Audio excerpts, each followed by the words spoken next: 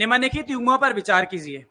ठीक है, अब देखो यहाँ पर दो ऑप्शन सेम हो गए थे आपके, पहला और तीसरा, फर्स्ट ए एंड सी दोनों ही आंसर है इसके।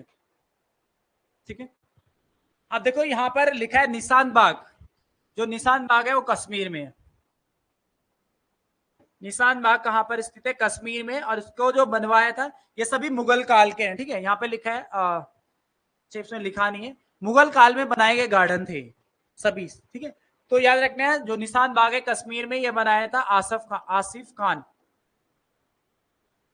आसिफ खान कौन था? नूरजहां का बड़ा बेटा था। ठीक है, नूरजहां का बड़ा बेटा था आसिफ खान, उसने निशान बाग बनाया था कश्मीर में। सेकंड है जो शालीमार बाग है, ये श्रीनगर में स्थित है, श्रीनगर, और इसको बनाया था जहांगीर ने। जहांगीर ने शालीमार बाग बनाया था जो स्थित है श्रीनगर में। ठीक है, बाकी पिंजौर वाला सही है।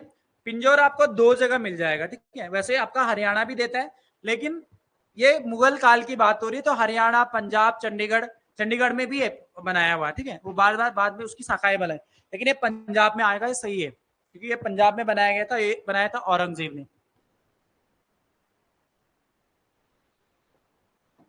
देख लेना, औरंगजेब के द्वारा बनाया गया था। तो मुगल कालीन गार्डन थे, ये फेमस थे, डायरेक्ट पेपर में पूछे जाते हैं। ठीक है, या सीधा ये पूछा जा सकता है कि निशान बाग एक मुगल कालीन गार्डन था जो कहाँ स्थित है और किसने बनाया था? आसिफ खान ने बनाया था। ठीक है, शालीमार बाग श्रीनगर में स्थित है, जिसको जहांगीर ने बनाया था, और पिंजौर बाग जो पंजाब में स्थित है, औरंगजेब ने बनाया था। क्वेश्चन नंबर 22 है, जब ईस्ट इंडिया कंपनी का गठन हुआ था उस समय भारत का मुगल बादशाह कौन था? कौन था उस समय मुगल बादशाह?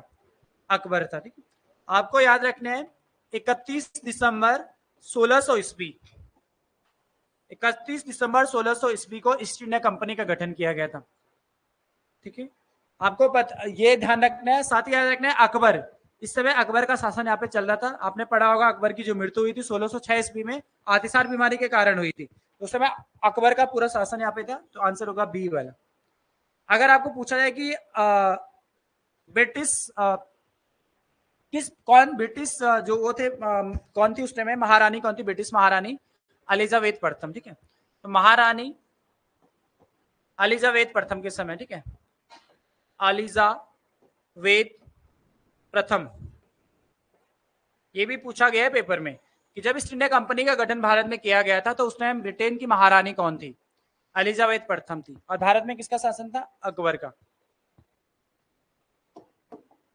क्वेश्चन नंबर 23 है, निम्नलिखित कथनों पर विचार कीजिए। ठीक है, देखो लिखा है नरसिंह सुलूप ने संगम वंश का अंत किया और उसने राज सिंहासन छीनकर सुलू वंश की स्थापना करी थी। आपने पढ़ा है सबसे पहले संगम वंश की स्थापना हुई है, और संगम वंश की स्थापना जो हुई थी 1900 बोला 1336 में दो भाई थे, हरिहर और बुका, हरिहर और बुका के द्वारा संगम वंश की स्थापना की गई थी। ठीक है, उसके बाद इसका अंत किसने किया था? नरसिंह सुलूभ ने किया था। और कौन सा वंश बनाया था? सुलू वंश। तो सेकंड जो वंश बना था वो बना था सालू वंश लिखा होता है या सुलू वंश लिखा होता है, एक ही बात है, सुलू वंश। और किसने बनाया था ये? सालू नरसिंह, इनका पूरा नाम था सालू नरसिंह। और इस वंश की जो स्थापना करी थी सालू वंश की, वो करी थी 1485 में। किसने करी? सालू नरसिंह ने। ठीक है, तो ये कथन बिल्कुल सही है दोनों। उसके बाद है वीर नरसिंह ने वीर नरसिंह ने अंतिम सुलू शासक की को गद्दी से उतारकर राज सिंहासन छीन लिया था, बिल्कुल छीना था। उसके बाद वीर नरसिंह ने किस वंश की स्थापना करी थी? तुलु वंश की स्थापना करी थी। तुलु वंश की स्थापना 1505 कब हुई थी? 1505 में करी थी। और किसने करी थी? किसने छीना था? वीर नरसिंह। तो वीर नरसिंह तुलु वंश की स्थापना करी थी। तो ये भी कथन सही हो गया। थर्ड वाला है वीर नरसिंह का उत्तरवर्ती उसका अनुज, उसका छोटा भाई कृष्णदेव राय था, ये कथन भी सही है। ठीक है, उसके बाद है फोर्थ, कृष्णदेव राय के उत्तरवर्ती उनके अर्ध भाई अच्युत राय थे, ये कथन भी बिल्कुल सही है। तो सारे ऑप्शन सही है, इसमें आंसर होगा डी वाला। ठीक है, अब दक्षिण भारत में जो संगम वंश था, या फिर इसको बोलते हैं विजयनगर साम्राज्य, इसका जो अंतिम वंश था वो था अराविडु। उसके बाद किसकी स्थापना हुई? इसको समाप्त करने के बाद, तुलु वंश समाप्त होने के बाद अराविडु वंश की स्थापना हुई, अराविडु। और अराविडु वंश की स्थापना जो होती है वो 1570 में होती है। किसके द्वारा? तिरुमल के द्वारा। तो ये था विजयनगर साम्राज्य। के याद रखना है, विजयनगर साम्राज्य। सभी वंश के शासक क्रमशः याद रखने हैं, किसने कौन सा वंश बनाया था, कब बनाया था, ठीक है। अंतिम वंश कौन सा था, नोट कर लिया? नोट किया करो। देखो क्या होता है कि जब तक हम नोट नहीं करेंगे ना चीजों को, उस समय तक याद रहता है, लेकिन अगर हमने याद लिखा नहीं है और दोबारा से हमारे पास आएगा तो हम कंफ्यूजन हो जाता है। जितना आप लिखेंगे उतना आपको याद भी होता जाएगा। लिखने से बहुत याद होता है, याद रखना। आप एक बार आप लिखेंगे ना, एक बार आपने पढ़ा, एक बार लिखा, तो याद जरूर होगा आपको, याद रखना है। क्वेश्चन नंबर 22 है, 24 है। अलाउद्दीन खिलजी के आक्रमण के समय देवगिरी का शासक कौन था? कौन था? रामचंद्र देव था, ठीक है। ऑप्शन ए आंसर होगा। देखो, अलाउद्दीन खिलजी ने दक्षिण भारत पे भी अभियान किए थे, और क्रमशः लगातार इसने 4 अभियान किए थे दक्षिण भारत पे। सबसे पहले देवगिरी पे आक्रमण किया था, ये देवगिरी का अभियान था, तो याद रखना है देवगिरी। देवगिरी पे इसने 1307 में अभियान किया था, और वहां का शासक कौन था? तो याद रखना है आपको, रामचंद्र देव था।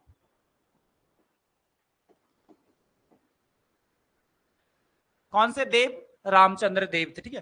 तो देवगिरी पे आक्रमण किया था 1307 में रामचंद्र देव के शासन में, और नेतृत्व कौन कर रहा था? मलिक काफूर। जितने भी इसने दक्षिण भारत अभियान किए थे, मलिक काफूर उसका नेतृत्व कर रहा था, ठीक है। सेकंड जो आक्रमण किया था इसने वारंगल पे किया था, वारंगल, और वारंगल पे इसने आक्रमण किया था 1307 में, सॉरी 1309 में। 1307 में तो देवगिरी पे किया था, 1309 2 साल बाद दूसरे, ठीक है। और यहाँ का शासक कौन था? प्रताप रुद्रदेव। प्रताप रुद्रदेव यहाँ का शासक था। नेतृत्व तो वही कर रहा था, कौन? मलिक काफूर, ठीक है। फिर इसने जो तीसरा आक्रमण किया था वो किया था द्वार समुद्रम पे, द्वार समुद्रम। द्वार समुद्रम पे इसने आक्रमण किया था 1310 में, और यहाँ का शासक था वीर बल्लाल थर्ड। वीर बल्लाल थर्ड के नेतृत्व में द्वार समुद्रम पे आक्रमण किया। नेतृत्व नहीं, सॉरी, वहां का शासक कौन था? ये शासक है सभी, ठीक है। इन शासकों के समय आक्रमण किए गए थे, ठीक है। और लास्ट इसने आक्रमण किया था वो पांड्य वंश पे किया था। कब किया था? 1311 ईस्वी में, और एक शासक था वीर पांड्य।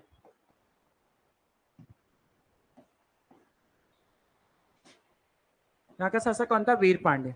तो ये 4 प्रमुख अभियान थे इसके दक्षिण भारत पे, अलाउद्दीन खिलजी द्वारा किए गए प्रमुख अभियान, ठीक है। यहाँ से बहुत बार पेपर में पूछा जा चुका है, देवगिरी वाला कब किया था, क्रमशः याद रखेंगे 7, 9, 10, 11। पहले देवगिरी पे, फिर वारंगल, फिर द्वार समुद्र, और फिर पांडे पे। शासक भी आसानी से याद हो जाएंगे। देखो, पांडव वंश वीर पांडा था, ठीक है। द्वार समुद्रम वीर भल्लाल, याद हो जाएगा, वीर भल्लाल थर्ड। वारंगल पे प्रताप रुद्रदेव था, और देवगिरी पे रामचंद्र देव। Question number 25।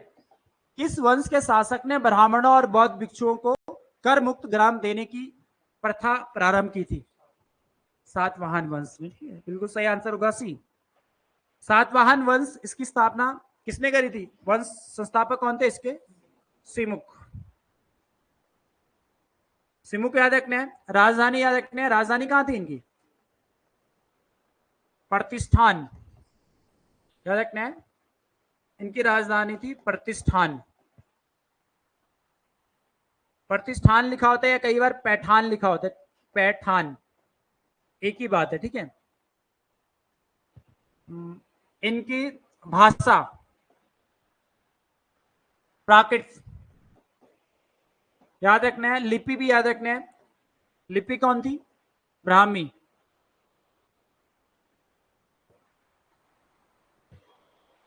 ठीक है।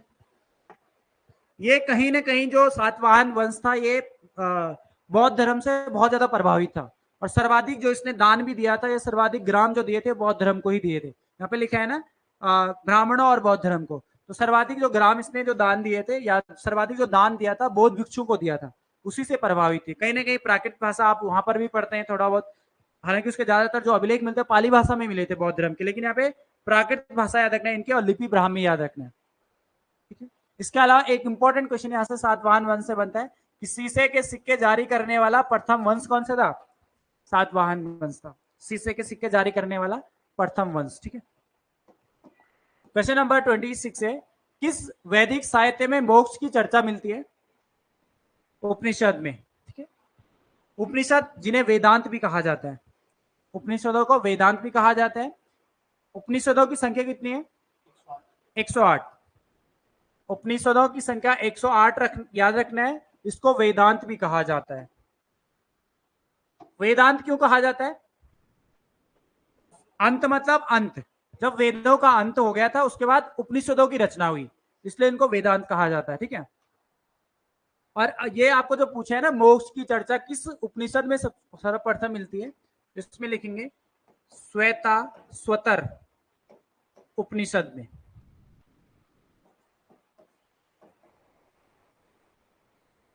ये याद रखना है। अगर आप यहाँ पर तो सीधा उपनिषद दे दिया आंसर, अगर सीधा डिटेल में अगर क्वेश्चन थोड़ा पूछ लिया जाए किस उपनिषद में मोक्ष की चर्चा का वर्णन मिलता है, मोक्ष की चर्चा की गई है, तो श्वेता स्वतर उपनिषद में की गई है।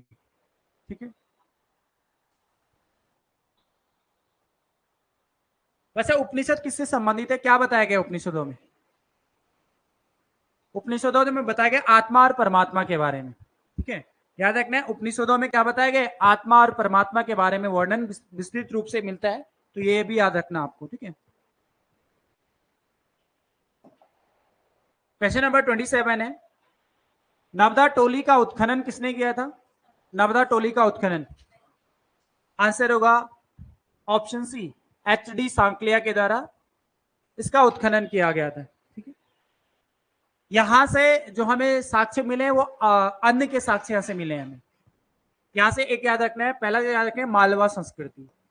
मालवा संस्कृति यहां से मिली है हमें, मालवा संस्कृति। साथ ही याद रखना है यहां से अन्न के साक्ष्य हमें मिले, अन्न के साक्ष्य, अन्न के साक्ष्य हमें यहां से मिले। कौन कौन से अन्न मिले? तो याद रखना है अलसी, मसूर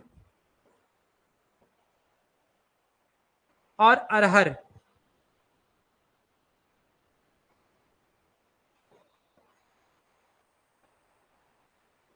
मसूर, अलसी और अरहर के साक्ष्य हमें कहां से मिले? तो नर्मदा टोली से मिले। नर्मदा टोली अगर मैं बात करूं तो ये एमपी में पड़ता है। ठीक है, मध्य प्रदेश इंदौर के आसपास है नर्मदा टोली, जिसका उत्खनन एच.डी. सांकलिया ने किया था। मालवा संस्कृति यहां से मिली है। अन्न के साक्ष्य आ गया अलसी, मसूर और अरहर, रवि की फसल। ये सभी क्या है? रवि की फसल है। ठीक है,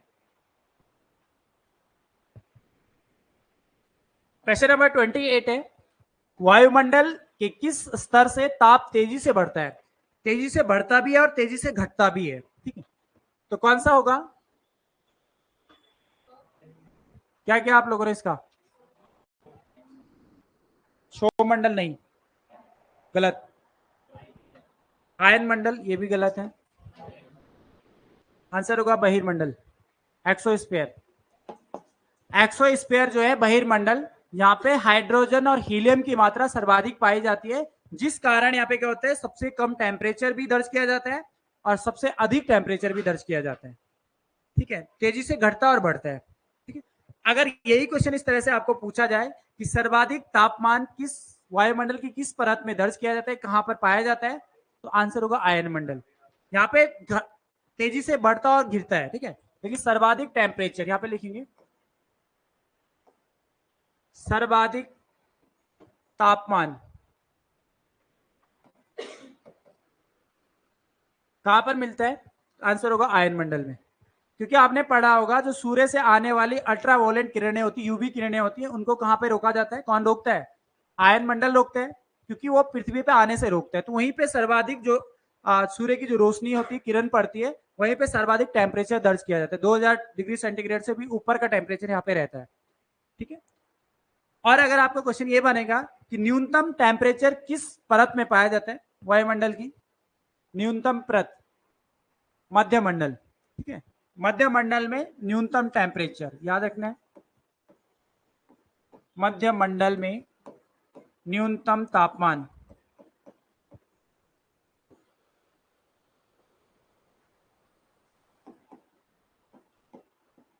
यहाँ पर -95 डिग्री तक का टेम्परेचर भी दर्ज किया जाता है। ठीक है, तो यहाँ पे सबसे कम तापमान इसी मंडल में मिलता है। क्वेश्चन नंबर 29 है, पृथ्वी पर मूलतः एक ही विशाल भूखंड था जिसे कहते हैं पैंजिया। ठीक है, आंसर होगा ऑप्शन बी। देखो पैंजिया जो था, इसको समझना, कॉन्सेप्ट को समझना बहुत जरूरी है, क्योंकि 20,000 वर्ष पूर्व यहाँ पे कुछ भी नहीं था। पृथ्वी जो, जहां पेड़ पौधे जीव जंतु कुछ भी नहीं था, सिर्फ और सिर्फ एक महासागर हुआ करता था। ठीक है, एक यहाँ पर क्या था, एक महासागर था जिसको हम जानते थे पैंथालासा के नाम से। इस महासागर को पैंथालासा, ध्यान से समझना, यहाँ से क्वेश्चन बहुत बनते हैं। इस महासागर को पैंथालासा के नाम से जाना जाता था। ठीक है, तो हुआ क्या था यहाँ पर, कैसे पृथ्वी की उत्पत्ति हुई, तो ब्रह्मांड से एक आग का पिंड, एक आग का गोला यहाँ पर गिर गया था इस वाले सागर में। इस सागर में एक ब्रह्मांड से एक आग का गोला गिर गया था। ठीक है, धीरे धीरे करके ये ठंडा हुआ, तो इसने भूमि का रूप लिया, एक भूमि का रूप लिया, जिससे सबसे पहले पेड़ पौधे जीव जंतु उजागर हुए। ठीक है, वही चीज जैसे आपका कोई भी गर्म चीज होती है, जैसे आप चाय पीते हैं, कई बार चाय बना के रख देते हैं, थोड़ी देर बाद उसमें ठंडा पड़ता है, ठंड पड़ती है तो ऊपर एक पपड़ी सी जम जाती है। वो ठंडी होने के बाद पपड़ी जम जाती है तो एक आकार ले लेता है, ठोस का आकार ले लेता है। उसी तरह से इस पानी में एक गोला गिरा, आग का गोला, एक ब्रह्मांड से एक आग का गोला गिरा, जो धीरे धीरे करके ठंडा हुआ और जिसने पृथ्वी का निर्माण हुआ। वहीं से सारे जीव जंतु, यहीं से बहुत सारे जो आप 7 महाद्वीप पढ़ते हैं, यहीं से निकले। तो याद रखना है ये वाला कॉन्सेप्ट। एक चीज यहां से क्वेश्चन बनता है, इसको नाम दिया गया था पेंजिया, यही आपको पूछा गया ना, तो पेंजिया इसको नाम दिया गया था। ठीक है, और ये क्वेश्चन बनता है कि पेंजिया का निर्माण किस काल में हुआ था, कार्बोनिफेरस युग में। इस पेंजिया का जो निर्माण हुआ था, क्वेश्चन पेपर में पूछा गया है, कार्बोनिफेरस युग में इसका निर्माण हुआ था।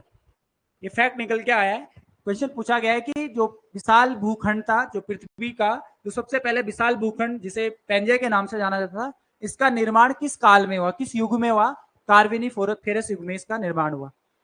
फिर क्या हुआ, धीरे धीरे करके ये टूटता गया, ये बीच से ये टूट गया। ठीक है, ये टूट गया तो 2 भागों में इसके टुकड़े हो गए। इस पेंजिया का 2 भागों में टूट गया था ये।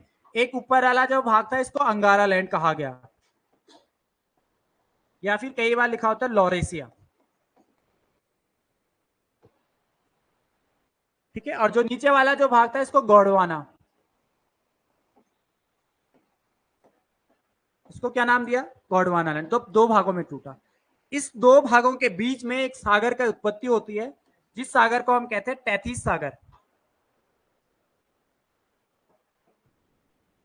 इसको क्या नाम दिया गया, तैतीस सागर। ठीक है, तैतीस सागर जहां आज हिमालय खड़ा है, ठीक है, जहां आज हम खड़े हैं, या हिमालय कहाँ खड़ा है, तैतीस नामक सागर में। तो बोला जाता है ना, हिमालय की उत्पत्ति से पहले यहाँ पे कौन सा सागर हुआ करता था, तैतीस नामक सागर हुआ करता था। ठीक है, उसके बाद एक वैज्ञानिक आए, जब इसका विखंडन हुआ तो एक वैज्ञानिक आए, अल्फ्रेड वेगनर। अल्फ्रेड वेगनर ने एक सिद्धांत दिया, महाद्वीपीय विस्थापन का सिद्धांत। ठीक है, इन्हीं से महाद्वीप निकले। महाद्वीपीय विस्थापन सिद्धांत आपको क्वेश्चन पूछा जाता है बहुत बार, किसने दिया,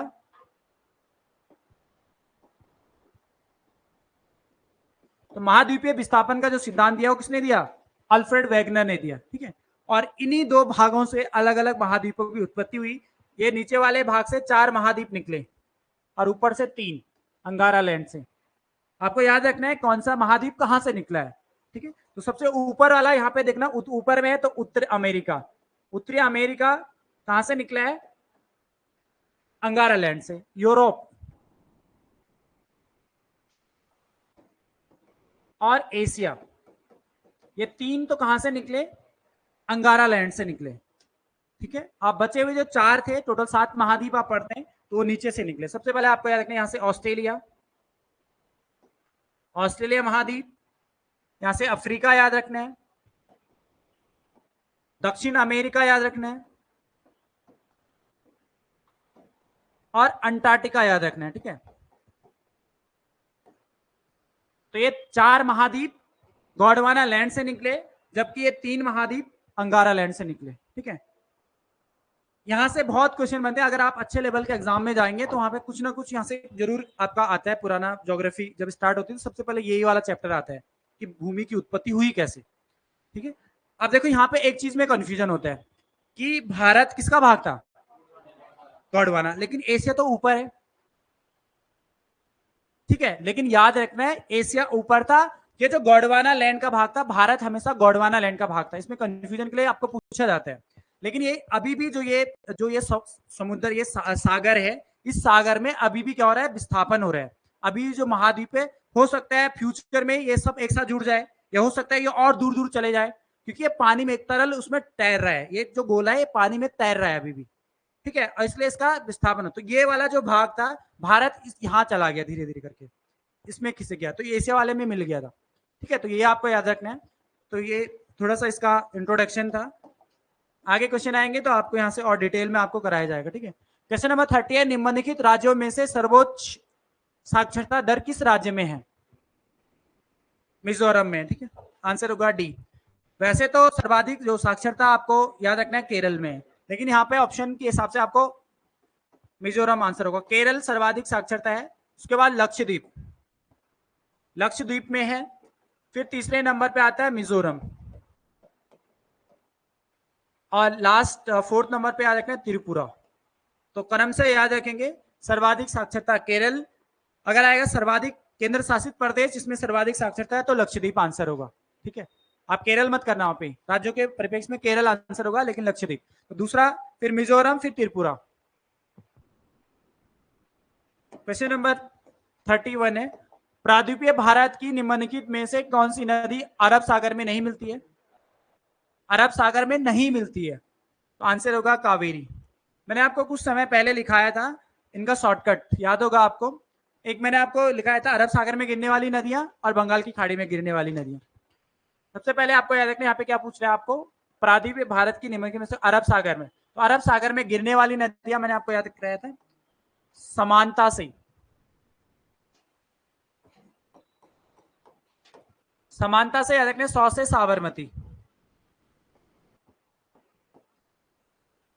ठीक है। साबरमती नदी, मां से याद रखने माही नदी, 9 से याद रखने नर्मदा, और ता से याद रखने ताप्ती। ये तो है प्रमुख नदियां जो कहां गिरती हैं, पश्चिम की ओर बहती हैं या फिर अरब सागर में गिरती हैं, तो समानता से याद रखना है,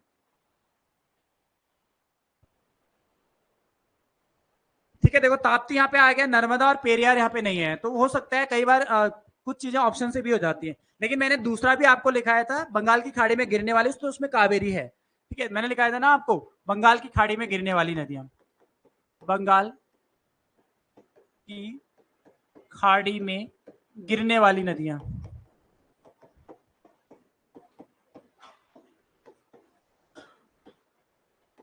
याद रखना है। इसके लिए मैंने एक शॉर्टकट लिखा था, गंगा, गंगा मां की गोद में, गंगा मां की गोद में बहुत कृपा है, ये याद होगा।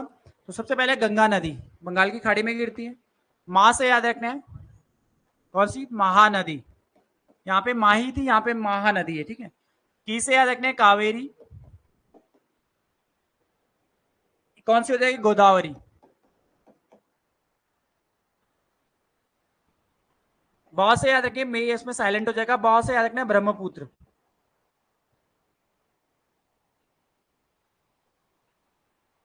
कृष्णा नदी, ठीक है। पा इसे पा से भी एक नदी, एक पेरियार है, एक पेन्नार नदी भी है, ठीक है। पेन्नार, तो पेन्नार भी कहाँ गिरती है, बंगाल की खाड़ी में गिरती है, इसको ऐसे याद रख सकते हैं। ये तभी होता है जब आप लोगों ने चीजों को पढ़ा है, अगर आपने बिल्कुल भी नहीं पढ़ा है तो आप इस शॉर्टकट को याद भी नहीं रख पाएंगे। ये बस केवल रिमाइंड करने के लिए होता है कि हाँ यार ये चीज इसमें याद करने के लिए है। अगर आपने पढ़ा है तो आप आसानी से इस चीज को कर सकते हो फॉलो, ठीक है। क्वेश्चन नंबर 32 है, मुंबई में पुणे की अपेक्षा अधिक वर्षा होती है क्योंकि, क्या होगा, ए आंसर होगा इसका, ठीक है, क्योंकि मुंबई पवनाभिमुख है। पवनाभिमुख मतलब होता है कि पवन के जैसे आपका, मैंने आपको पर्वतीय वर्षा पढ़ाई होगी, यहाँ पर क्या होता है कि जैसे पर्वतों, जैसे यहाँ से समुद्र से जो भी जलवाष्प बनते हैं वो ऊपर की ओर जाते हैं और इस पहाड़ पे टकराते हैं। इस पहाड़ पे टकराने के कारण सर्वाधिक वर्षा इसी वाले क्षेत्र में कर देते हैं। जब इस वाले क्षेत्र पे नमी नहीं बचती इसके पास, या थोड़ा बहुत जो नमी होती है, तो बहुत कम वर्षा यहाँ पर होती है। तो वही चीज है, मुंबई किस पे, मुंबई कहाँ पर स्थित है, पवन विमुक्त ढाल पे, यानी कि इस वाले ढाल पे स्थित है, इस यहाँ पे सर्वाधिक वर्षा होती है। जबकि पुणे यहाँ पर हो जाएगा, पुणे इस वाले क्षेत्र में है, इसलिए यहाँ पे वर्षा नहीं हो पाती है, ठीक है। इसी क्षेत्र को वृष्टि छाया प्रदेश भी कहा जाता है, क्योंकि यहाँ पे बहुत कम वर्षा होती है, ठीक है, रेन शेडो एरिया इसको बोला जाता है। क्वेश्चन नंबर 33 है, पार्थ सारथी सोम समिति किससे संबंधित है? देखो, पार्थ सारथी सोम समिति का जो गठन किया गया था वो 2012 में किया गया था, जिससे याद रखना है सबसे पहले गठन 2012 में। इसका जो उद्देश्य था वो था काले धन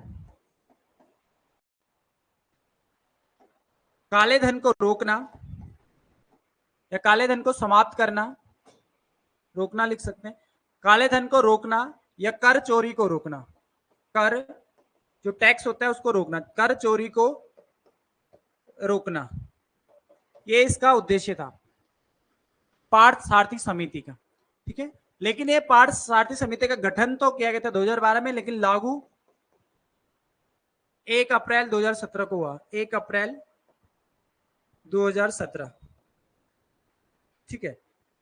अब बात है कि इसका संबंध किससे था? इसका संबंध था गार से, ठीक है। गार की जो फुल फॉर्म है, गार की जो फुल फॉर्म है वो लिख लो, general anti avoidance rules, general anti avoidance rule, ठीक है।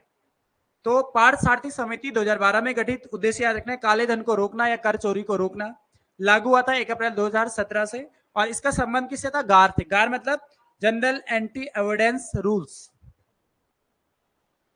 हो गया। इसकी फुल फॉर्म आपको पूछ जा सकती है गार की, ठीक है।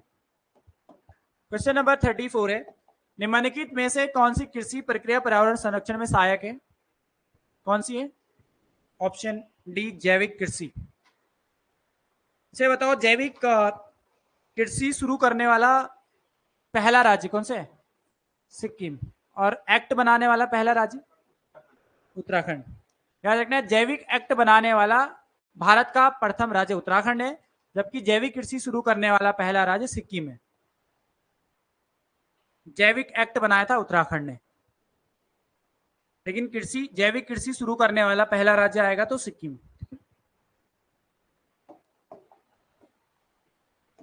क्वेश्चन नंबर 35 है, ब्याज की वह दर जिस पर भारतीय रिजर्व बैंक वाणिज्य बैंक को अल्पकाल के लिए ऋण देता है उसे क्या कहते हैं? रेपो रेट कहते हैं उसको, ठीक है। ऑप्शन ए आंसर होगा। लेकिन याद, यहाँ पे अल्पकालीन ऋण दे रखा है, ठीक है, कम समय के लिए जो ऋण दिया जाता है। अब आपके पास यहाँ पर भी बहुत सारे टर्म आते हैं, आपको उस समय पहले वैसे मैंने डिस्कशन भी किया था, दोबारा से फटाफट से समझ लेंगे, क्योंकि यहाँ पे लिखा है सबसे पहले जो आरबीआई की जो बैंक नीति होती है, मौद्रिक नीति होती है, वो अलग अलग वहां पे दरें निर्धारित की जाती है। सबसे पहले आता है बैंक रेट, ऐसे ही समझ लो।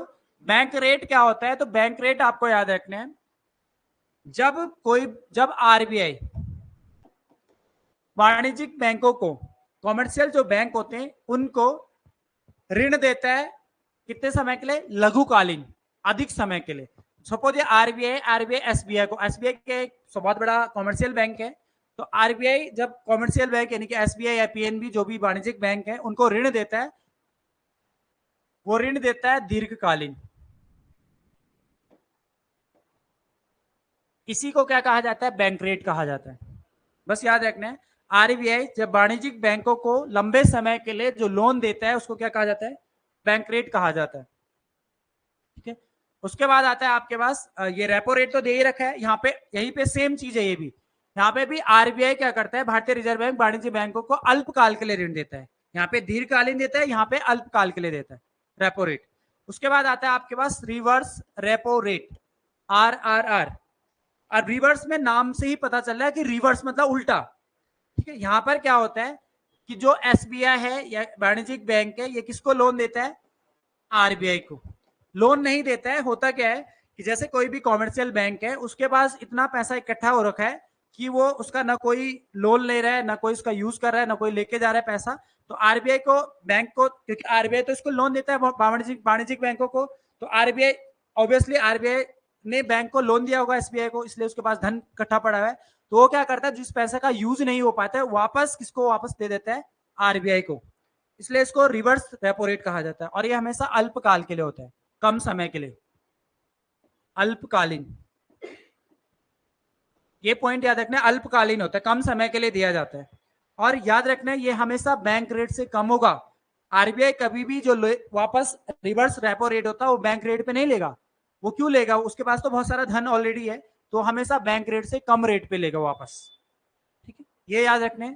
उसके बाद आता है CRR और SLR। CRR और SLR। अब देखो, CRR का मतलब होता है cash reserve ratio. Cash reserve ratio याद रखना है, जब भी कोई बैंक खुलता है, कोई भी नई ब्रांच खुलती है या नया बैंक खुलता है, तो उस बैंक की एक निश्चित धनराशि RBI के पास हमेशा जमा होना चाहिए।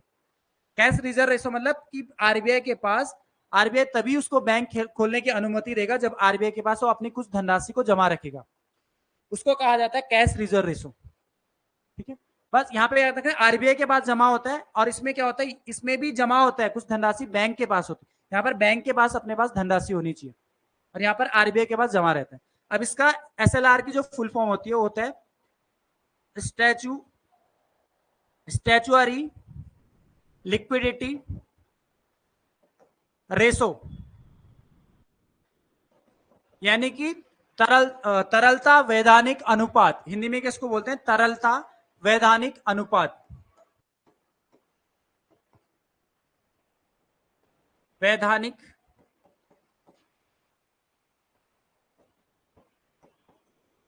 तरलता वैधानिक अनुपात इसको बोला जाता है, ठीक है। यहां पर याद रखना है कि कोई भी बैंक अपने पास इतना पैसा उसके पास जरूर होना चाहिए कि वो अपने ग्राहकों को आसानी से दे सके, आसानी से पैसा दे सके। वो भी किस, हाँ ये चीज याद रखना है जरूर, इसमें तीनों फॉर्म में होना चाहिए उसके पास कैश के फॉर्म में होना चाहिए, गोल्ड के फॉर्म में होना चाहिए, और सिक्योरिटी के फॉर्म में होना चाहिए, ठीक है। जो भी बैंक होगा उसके पास गोल्ड के फॉर्म में, याद रखना है, तरलता मतलब गोल्ड, ठीक है, कैश के फॉर्म में, और सिक्योरिटीज, गवर्नमेंट सिक्योरिटीज होती है उसके फॉर्म में इसके पास हमेशा कुछ पैसा, कुछ धनराशि जमा होनी जरूरी है बैंक के पास, ठीक है। इससे आप ऐसे भी समझ सकते हो, सपोज दैट कई बार बैंक में क्या हो कि निकालने वाले बहुत ज्यादा आगे, पैसा निकालने वाले बहुत ज्यादा लोग आगे, अब जमा तो हुआ नहीं, लेकिन बैंक ऐसा तो नहीं कि अपने ग्राहक को बोलेगा कि भाई तुम्हारा पैसा नहीं मिलेगा तुम्हें, उसको तो देना ही पड़ेगा ना। तो वो तीनों फॉर्म में अपने पास इतना पैसा जरूर रखता है कि आसानी से अपने ग्राहकों को दे सके, ठीक है। तो ये आपको आसानी से समझा दिया है, तो याद रखना, यहाँ से क्वेश्चन बहुत बनते हैं आपके पास। नेक्स्ट क्वेश्चन नंबर 36 है, योजना अवकाश की अवधि संबंधित है। योजना अवकाश की अवधि संबंधित है ऑप्शन बी से। 1966 से 69 के दौरान योजना अवकाश रहा है। इस दौरान 3 वार्षिक योजनाएं चलाई गई थी। 3 वार्षिक, 1966 से 67, 67 से 68 एंड 68 से लेकर 69, 3 वार्षिक योजनाएं इस दौरान चलाई गई थी। एक एक साल के लिए योजना बनाई गई थी, क्योंकि योजना अवकाश था तो एक एक साल के लिए योजना बनाई गई थी, ठीक है। तो याद रखना है ऑप्शन बी। इसके अलावा ये वाला भी याद रखना है पॉइंट 1978 में एक प्लान आया था। कौन सा प्लान? Rolling plan. तो रोलिंग प्लान या इसको अनवरत योजना भी बोला जाता है, ठीक है। कब का है? 1778 से 80। रोलिंग प्लान लिख लेना इसको। किसकी अवधारणा थी ये रोलिंग प्लान? याद रखना है गुरनाल मेडल। गुरनाल मेडल। क्वेश्चन कई बार पूछा जाता है कि रोलिंग प्लान की अवधारणा या रोलिंग प्लान के जनक कौन है? गुरनाल मेडल। रोलिंग प्लान या अनवरत योजना लिखा होता है, हिंदी में क्या लिखते हैं इसको? अनवरत योजना।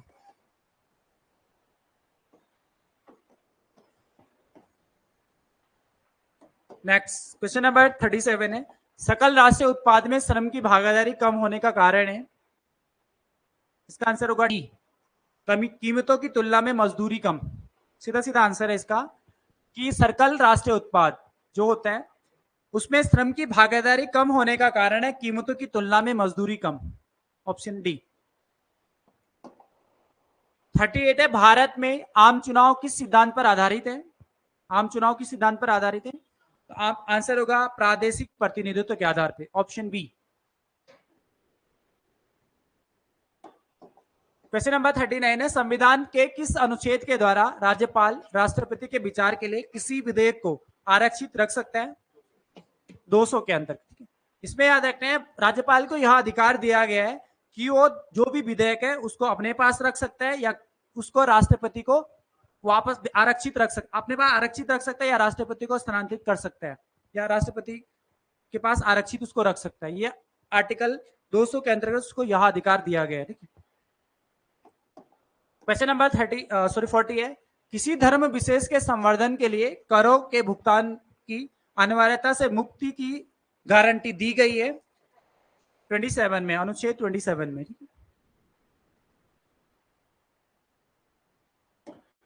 41, वर्ष 1948 में सरकार द्वारा भाषाई आधार पर राज्यों के पुनर्गठन के विषय में परीक्षण हेतु नियुक्त प्रथम भाषाई प्रांत आयोग के अध्यक्ष कौन थे? तो आपको पता है भाषाई प्रांत आयोग के अध्यक्ष थे एस के धर, ऑप्शन सी। अच्छा ये बताओ ऑप्शन ए वांचू समिति, इसका संबंध किससे? भदर पेपर में देखा होगा आपने, वांचू समिति किससे संबंधित है? उद्योग से, उद्योगों का विकास, औद्योगिक विकास, औद्योगिक विकास। महाजन समिति बताओ, महाजन समिति, चीनी उद्योग, चीनी उद्योग से दो समितियां आती, एक महाजन समिति आती है और एक आती है ज्ञान प्रकाश समिति। ज्ञान प्रकाश समिति चीनी घोटाला से है, ठीक है, और चीनी उद्योग आएगा तो महाजन समिति। ज्ञान प्रकाश समिति चीनी घोटाला और चीनी उद्योग आएगा तो महाजन समिति। ठीक है, चलो क्वेश्चन नंबर 42 है, संसद के किस सदस्य द्वारा प्रस्तुत प्रस्ताव को लोक महत्ता का अवलंबनीय विषय मानते हुए जो चर्चा की जाती है उसे कहा जाता है, उसे स्थगन प्रस्ताव कहा जाता है। स्थगन प्रस्ताव कहां पेश किया जाता है? नहीं, किसी भी सदन में लाया जा सकता है। ठीक है, स्थगन प्रस्ताव को किसी भी सदन में लाया जा सकता है। याद रखना है स्थगन प्रस्ताव में हमेशा ये होता है जो साधारण बहुमत होता है ना, जैसे साधारण बहुमत 50+1 कि अगर उसमें सिग्नेचर हो जाते हैं तो स्थगन प्रस्ताव को पारित माना जाता है। ठीक है, किसी भी पटल पे इसको रखा जा सकता है। लेकिन याद रखना है अगर कटौती प्रस्ताव आपको पूछा जाए, कटौती प्रस्ताव केवल लोकसभा में प्रस्तुत किया जाता है। ऑप्शन डी में, ऑप्शन सी में लिखो, कटौती प्रस्ताव केवल लोकसभा में प्रस्तुत किया जाता है। पेपर में बहुत बार पूछा जाता है कटौती प्रस्ताव, लेकिन स्थगन प्रस्ताव किसी भी सदन में लाया जा सकता है। क्वेश्चन नंबर 43 है, निम्नलिखित में से किस लौह अयस्क का उपयोग विद्युत उद्योगों में विशेष रूप से होता है? मैग्नेटाइट, क्योंकि लोहे का जो सबसे शुद्धतम रूप है वो मैग्नेटाइट ही है। ठीक है, इसलिए मैग्नेटाइट का प्रयोग किया जाता है। ऑप्शन ए आंसर होगा। क्वेश्चन नंबर 44 है, भारतीय मौसम मानचित्रों का प्रकाशन किया जाता है, इसका आंसर होगा पुणे से, ऑप्शन डी। सीधा याद रखना, फैक्चुअल क्वेश्चन है, भारतीय मौसम मानचित्रों का प्रकाशन किया जाता है पुणे से, पुणे महाराष्ट्र।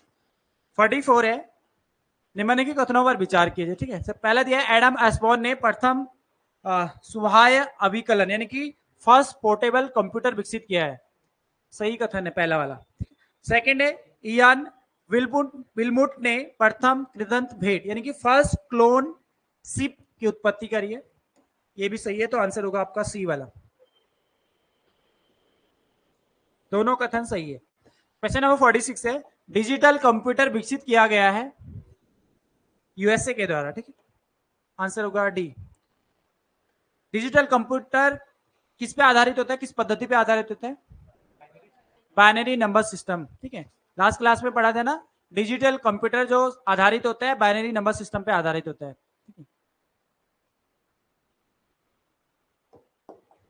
क्वेश्चन नंबर 47 है, विश्व का पहला इलेक्ट्रॉनिक कंप्यूटर कौन सा है? ENIAC है। ठीक है, आप लास्ट क्लास में हमने पढ़ा भी था, मैंने आपको कंप्यूटर का विकास करवाया था फ्राइडे को। ठीक है, तो वहां पे लिखाया था ENIAC प्रथम इलेक्ट्रॉनिक कंप्यूटर है। इसकी स्थापना 1946 में कब हुई थी? 1940। किसने करी थी? बताओ फटाफट से, लिखा रखा आपको, परसों ही लिखाया था। प्रथम इलेक्ट्रॉनिक कंप्यूटर 1946 में किसने विकसित किया? जेपी एकर्ड और मोचले ने। आपको वहां पे लिखाया भी था, जेपी एकर्ड और मोचले। जेपी एकर्ड और मोचले के द्वारा इसको विकसित किया गया था 1946। प्रथम इलेक्ट्रॉनिक कंप्यूटर। ठीक है, विश्व का प्रथम इलेक्ट्रॉनिक कंप्यूटर। क्वेश्चन नंबर 48 है, भारत और किस देश के बीच नई दिल्ली में संयुक्त सुरक्षा अभ्यास किया गया? इजराइल। आंसर होगा डी। क्वेश्चन नंबर 49 है, हाल ही में किस देश में बाघ की एक नई प्रजाति खोजी गई है? ब्राजील। ठीक है, ब्राजील का जो अमेजन वन मिलता है वहां पर एक नई प्रजाति की खोज हुई है बाघ की, तो अमेजन वनों में ब्राजील आंसर होगा इसका। ठीक है, ऑप्शन डी। 50, किस देश में, क्या था ये? अच्छा, G7। किस देश में G7, ठीक है याद रखेंगे, ये काट लेना, G7 शिखर सम्मेलन 2024 का आयोजन किया जाएगा? आंसर होगा इटली में। अच्छा बताओ G20 कहां हो गया 2024 में? ब्राजील। तो यहां पे लिखो G20। G20 2024। ब्रिक्स सम्मेलन कहां होगा? रशिया में। ऑप्शन सी में लिखो ब्रिक्स। सारे ऑप्शन उसी तरह से आपको दिए गए हैं यहाँ पे। ब्रिक्स सम्मेलन। फ्रांस में लिखो समर ओलंपिक। समर ओलंपिक कहां पर आयोजित किए जाएंगे? फ्रांस।